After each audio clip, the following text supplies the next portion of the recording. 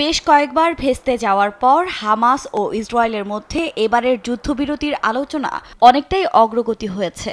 স্থানীয় সময় রোববার বার্তা সংস্থা রয়টার্সকে গোষ্ঠীটির এক মুখপাত্র জানান, এরই মধ্যে ৩৪ বন্দীর একটি লিস্ট ইসরায়েলের কাছে দেওয়া হয়েছে।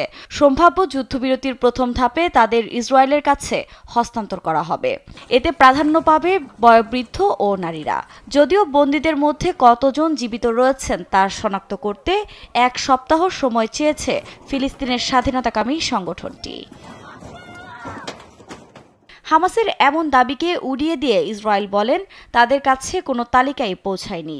এদিকে আলোচনার এ পরিস্থিতিতেই সামনে গাজাবাসীর জন্য কি অপেক্ষা করছে তা নিয়ে আন্তর্জাতিক মহলে চলছে আলোচনা। এমনকি বাইডেন সরকারের কাছে ক্ষমতাও রয়েছে আর মাত্র ১৫ দিন।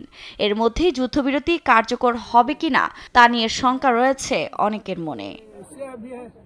গণমাধ্যমের প্রতিবেদনের তথ্য বলছে, বেশ কিছুদিন আগে ট্রাম্প হুঁশিয়ারি দিয়েছিলেন, তিনি ক্ষমতা গ্রহণের সময় যদি যুদ্ধবিরতি না হয় তবে জাহান্নাম উন্মুক্ত হতে চলেছে।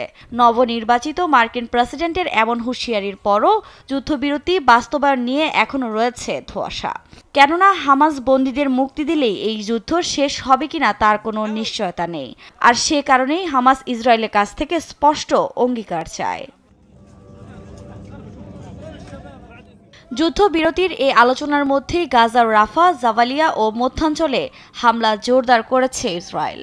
স্থানীয় সময় রোববারও উপত্যকার বিভিন্ন অঞ্চলে বিমান হামলা চালায় তারা। এতে বেশ কয়েকজন হতাহতের খবর পাওয়া গেছে।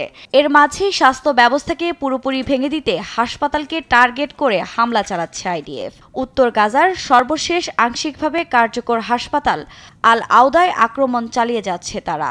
আল আউদাকে সহায়তা প্রদানকারী সংস্থা রিলিফ ইন্টারন্যাশনালের তথ্য বলছে, হাসপাতালটিতে ৬৩ কর্মী ও ৩৪ রোগী আটকে রয়েছে। এদিকে তীব্র শীতে হাইপোথার্মিয়ায় গাজা জুড়ে এখন পর্যন্ত ৮ শিশুর মৃত্যুর বিষয়টি নিশ্চিত করেছে গণমাধ্যম। এর মধ্যেও অঞ্চলটিতে মানবিক সহায়তা প্রবেশ করতে দিচ্ছে না আইডিএফ। আফরিন মৌ, নিউজ ডেস্ক, দেশ টিভি।